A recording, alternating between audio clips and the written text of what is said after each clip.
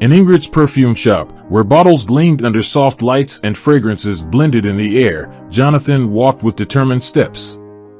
His mind was always at work, planning, analyzing every detail of the business that he thought unofficially ran with an iron hand. Ingrid, his wife, was the face of the perfume shop, but it was Jonathan who controlled things behind the scenes, from finances to staff selection.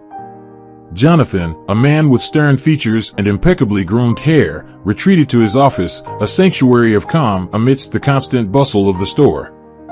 Sitting behind his mahogany desk, he mentally reviewed the list of employees. His gaze lingered on one name, Jane. There wasn't actually a concrete reason for his aversion to Jane. She was efficient, discreet, and customers often praised the cleanliness of the place. But there was something about her, perhaps the way she carried a silent dignity, that deeply bothered him. Jonathan liked to be in control, and Jane somehow seemed immune to his influence. "I need someone more moldable," he muttered to himself, flipping through the job candidates dossier. His choice fell on a young college graduate, eager for an opportunity and, more importantly, without the baggage of Jane's experiences. Someone who wouldn't question, who would simply follow orders. With the decision made, Jonathan called Ingrid into his office. She entered, an elegant and serene figure, her hair pulled back into a sophisticated bun.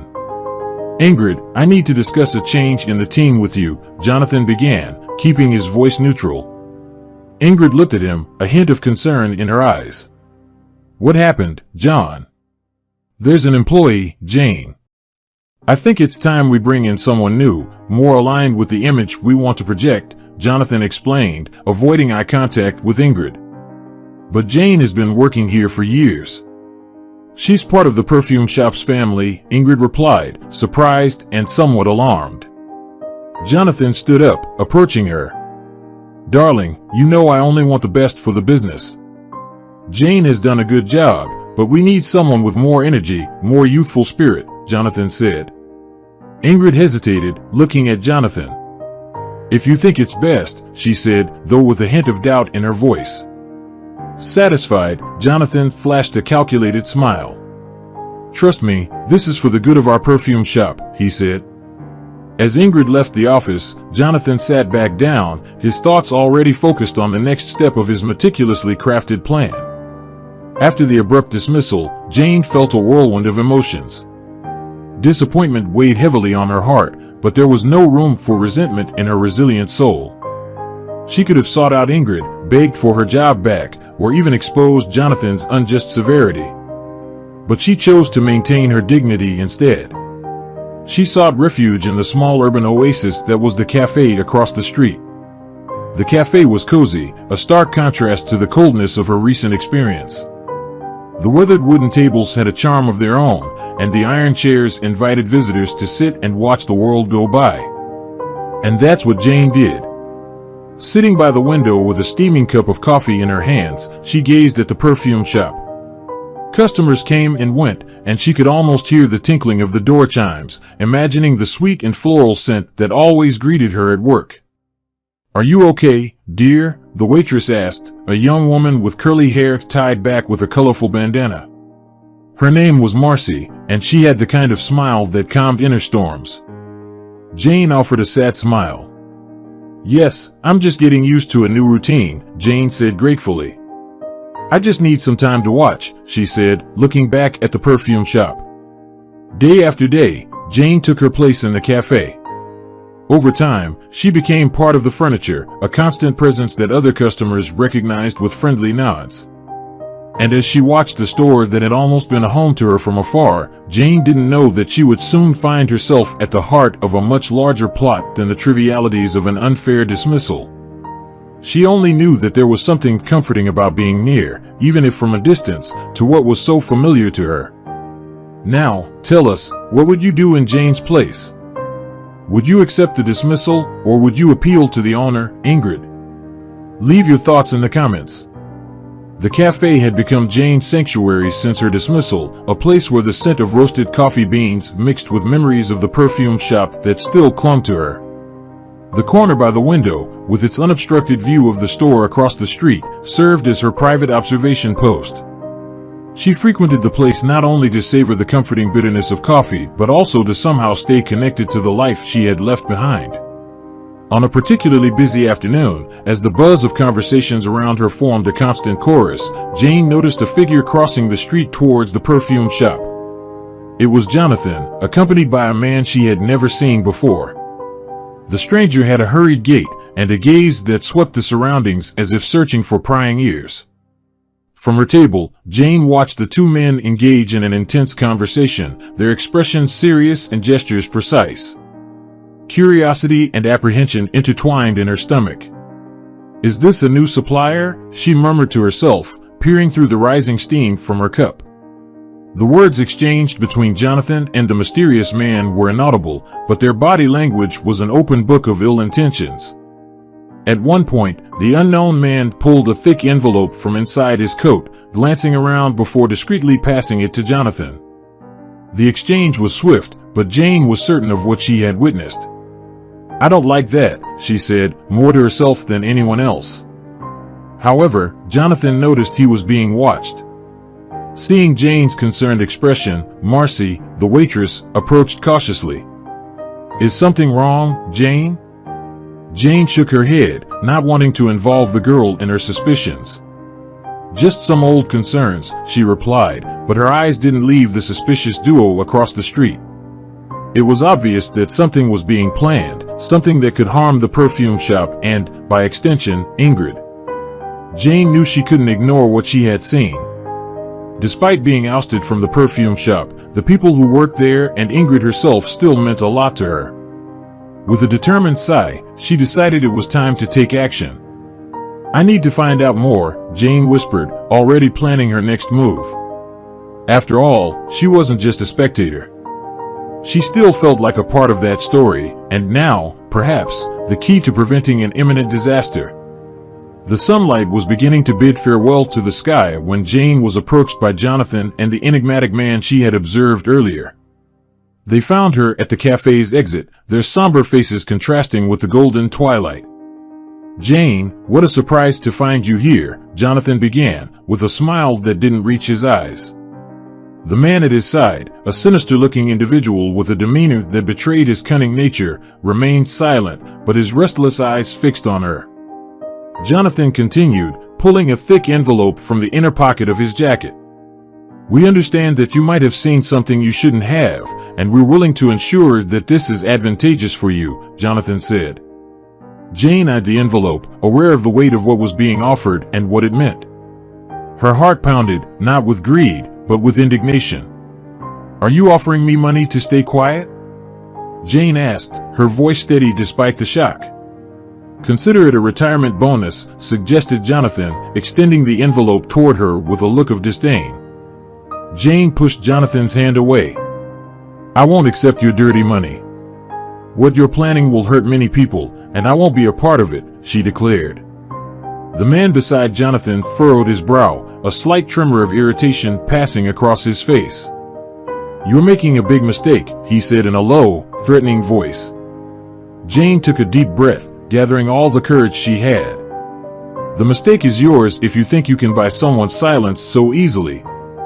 I suggest you abandon these nefarious plans," Jane replied, unwavering.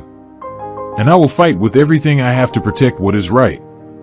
With these words, Jane walked away, leaving the two men behind, her silhouette outlined against the twilight, a symbol of resistance against the corruption threatening to engulf the world she loved. The night air was heavy with the promise of rain as Jane walked along the narrow sidewalk, her thoughts consumed by the recent confrontation. The city lights blinked indifferently to the storm brewing, not only in the sky but in her life. The whisper of the wind seemed to carry echoes of the veiled threats that had been thrown at her.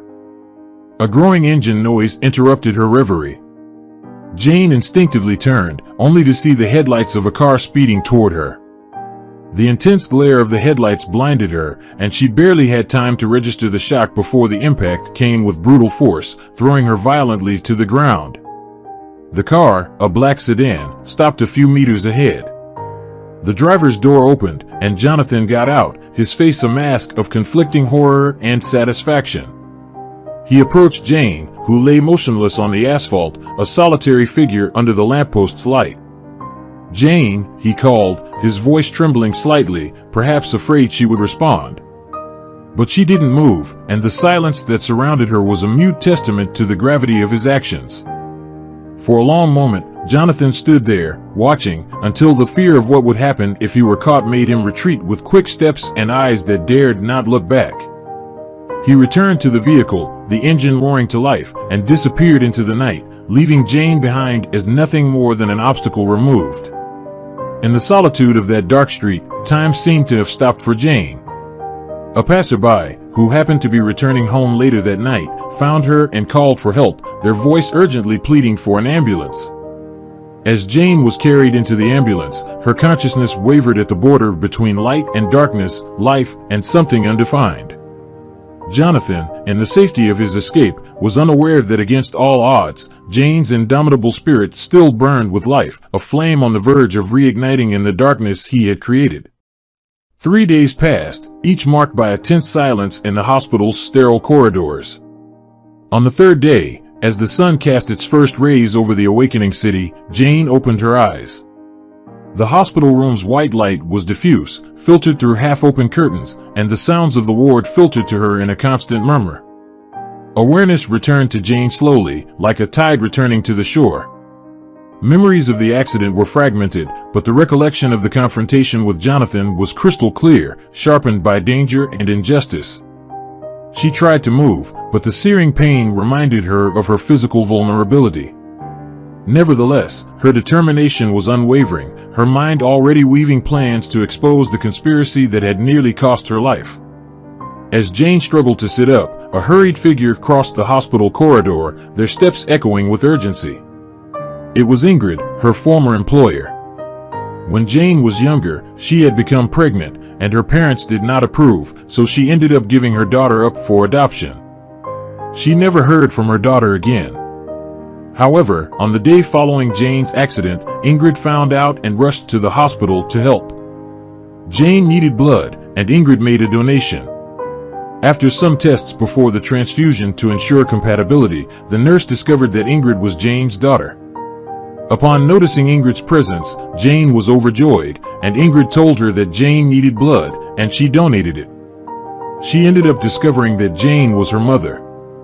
As the conversation unfolded, Ingrid, whose eyes reflected a whirlwind of concern and fear, said, "How are you feeling, Jane?" Jane looked at Ingrid, seeing not only the successful businesswoman but also the daughter she had lost so many years before. "I'm alive, which is something," Jane replied, her voice weak but tinged with the relief of seeing her daughter. "You'll be okay, Jane." "I'll take care of everything," Ingrid assured, stroking Jane's hand. "Don't worry about anything, just focus on getting better." Jane squeezed Ingrid's hand, a mother's gratitude and love shining in her eyes. "Ingrid, there's something you need to know," Jane began, each word an effort. "About the accident, it wasn't just an accident." Ingrid leaned forward, her gaze fixed on Jane. "What do you mean, Jonathan, and a plan that could destroy everything you've built?" Jane whispered, urgency clear on her pale face. Ingrid felt her heart race faster, realizing that the truth was more complex and darker than she had imagined. There, in the hospital room, with the woman who was an enigma and yet a savior, Ingrid realized that their lives were intertwined in ways she could never have foreseen. In that moment, she made a silent promise to protect Jane and uncover the truth, no matter the cost. As Jane lay in the hospital bed, the days passed with the peculiar slowness of places where hope and despair intersect. Her body was in the process of healing, but it was her spirit that carried the weight of an untold story, a truth that pulsed within her with an urgency intensified by the accident. Ingrid visited her daily, bringing not only flowers and fruits, but also a presence that was deeply comforting to Jane. With each visit, the connection between the two women became more palpable, a bond that went beyond sympathy or gratitude. As mother and daughter reconnected in that hospital room, a different battle unfolded in the courts. Jonathan, with his boundless ambition and distorted morality, faced the consequences of his nefarious actions. Justice, with its impartial scale, began to tip against him.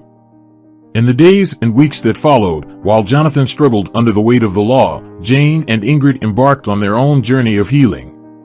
It was a slow process, filled with long conversations and meaningful silences, shared tears and surprising laughter. Each meeting was an opportunity to fill the empty spaces left by time, to smooth the edges of old wounds. "I have so much to tell you," Ingrid murmured on one of those visits, her head resting near Jane's on the hospital bed. "And I want to hear it all," Jane replied, the promise in her words as firm as the grip of their intertwined hands.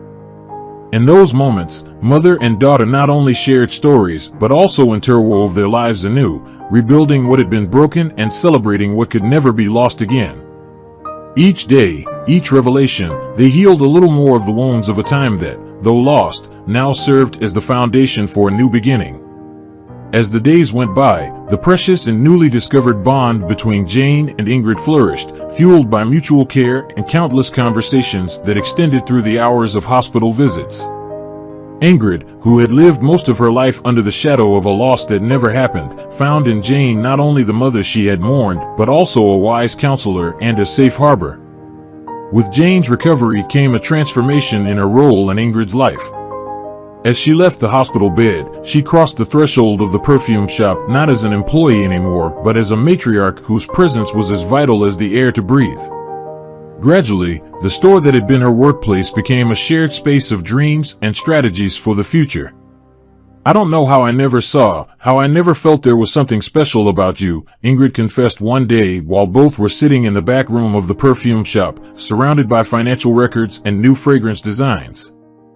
Jane, now dressed in elegant clothes that reflected her new position, smiled affectionately.